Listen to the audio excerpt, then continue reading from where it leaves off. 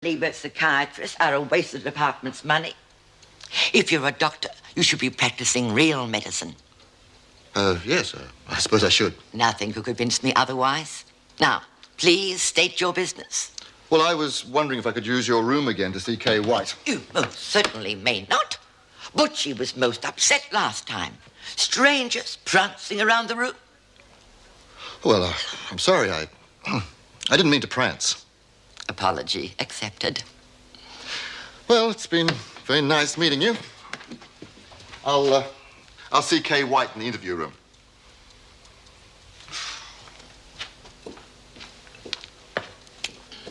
It's not as comfortable as Miss Forster's office, I'm afraid, but it'll have to do. That's okay.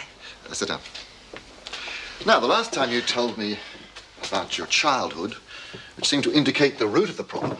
Now, could you tell me now exactly how you feel when you get this urge to gamble? Well, it's like being torn in two. One half of me wants to resist, and the other half urges me on. Then it gets so bad, I can't resist anymore. And how does it make you feel? Oh, good to begin with. I've got what I wanted. Then I start thinking about it, and I feel bad. Bad, giving in. I feel like a kid, you know, out of control, helpless. You told me how badly you feel about yourself, that you're a failure. No one's going to have any respect for you. And yet, you committed crimes over a long period of time without showing any concern or remorse. My big problem is that I don't know if you really want to change. What do I have to say to you? Perhaps I've been hedging. Perhaps I've been putting it too nicely. I am sick of the sight of myself. I hate what I'm doing. I mean, you just think about it, Doctor. Do you want to wake up every morning and hate what you are, hate the way you behave? Because I do. I feel helpless. I can't do it by myself. I need help. You will have. You'll help me? Yes, of course.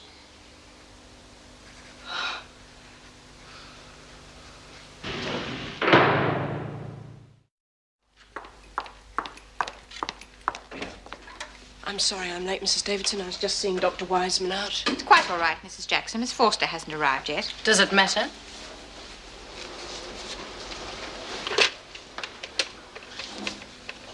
A reception. Would you ring Miss Forster and remind her that the classification meeting is about to start? Oh, I see. Thank you. It appears Miss Forster has left for the day. Typical. Did anyone think to tell her that the meeting was on? Yes, I reminded her yesterday, but it could have slipped her mind. Like everything else? Oh, we just can't continue, Mrs. Davidson. She simply isn't doing the work she's meant to be. Well, she's only been here 5 minutes. Give her a chance to get used to the place. The only thing she's getting used to is an easy job, like all social workers. All she ever does around here is make cups of tea and talk to that ridiculous cat. Now, that's true, Mrs. Davidson. There's vital work to be done here, and she isn't doing it. Now, what we need is a competent social worker, and quickly. Now, I don't like to say this, but I think Miss Forster should be retired. Look, she's not that bad. I think that she could have quite a lot to offer once she settles in. It's well known how you feel about little old ladies. Miss Bennet, that is quite enough. We are not here to discuss Miss Forster's shortcomings. I suggest we do our job and get on with the classification meeting. Now, our most important problems are Kay White and Doreen Burns.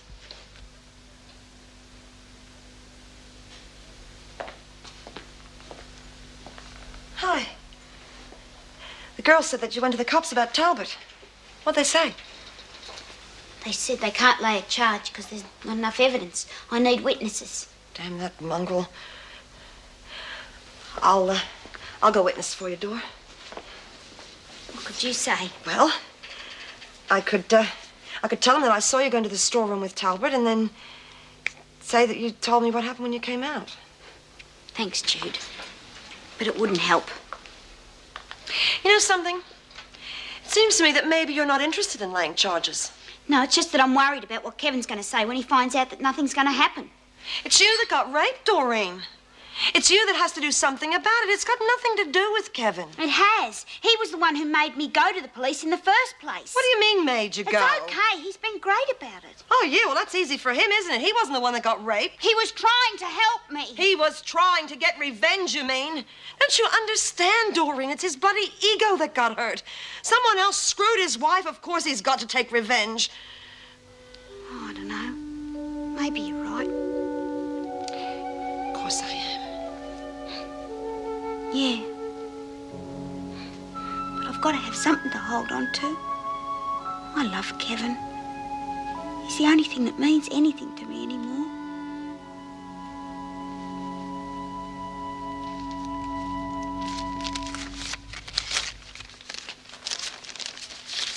That's yours for a place. Right.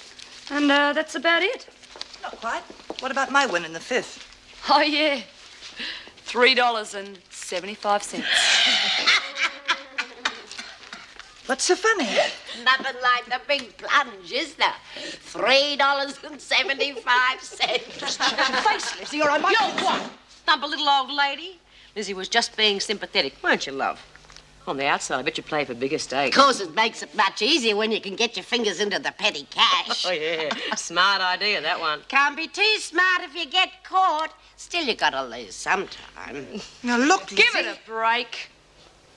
You interested in the trots? Of course she is. She's got $3.75 to spare. Oh, now, come on. Don't be tough on the girl. After all, she's trying to give it up. Aren't you, White? You interested in the trots or not? Sure.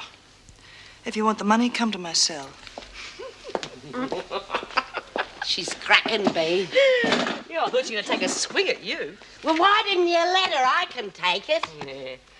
Right, all we have to do now is wait until she loses again, stir her, she'll do her block, and if there's a screw around, she'll end up in solitary. Very, very thrilling affair. Numbers now coming into the frame. Very tight finish. Here they are now. In the garden first. Second, Golden Boy. And third, Sir Cindy. Bugger it. Not interested in the last race? You know I haven't got any more money. That was my last cent. No need to get upset. You got to lose sometime. And just what do you mean by that? You're punchy, aren't you? I only said... You said I was a loser. Well, what would you Settle know? down. I only What's meant going that on you... in here? Nothing. Get back to your cell. Well, White, what's wrong? Nothing, Miss Bennett. Well, it's pleasant to see another smiling face for a change. And maybe you can give me something to smile about? I'm dropping dead.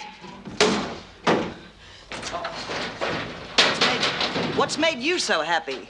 What Kevin did to Doreen, and what your friend Talbot did in the first place, bloody men. You just leave my things alone. You listen to me.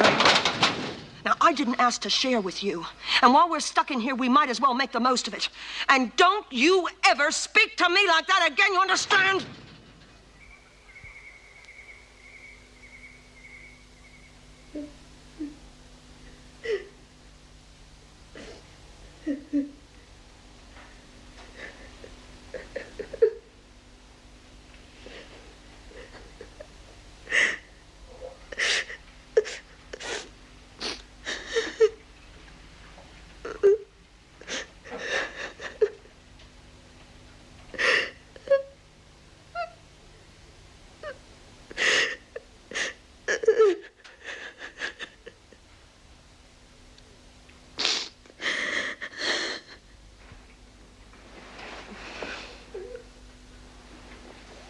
Doreen?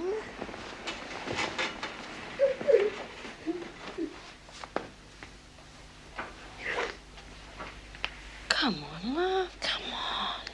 It's not as bad as all that.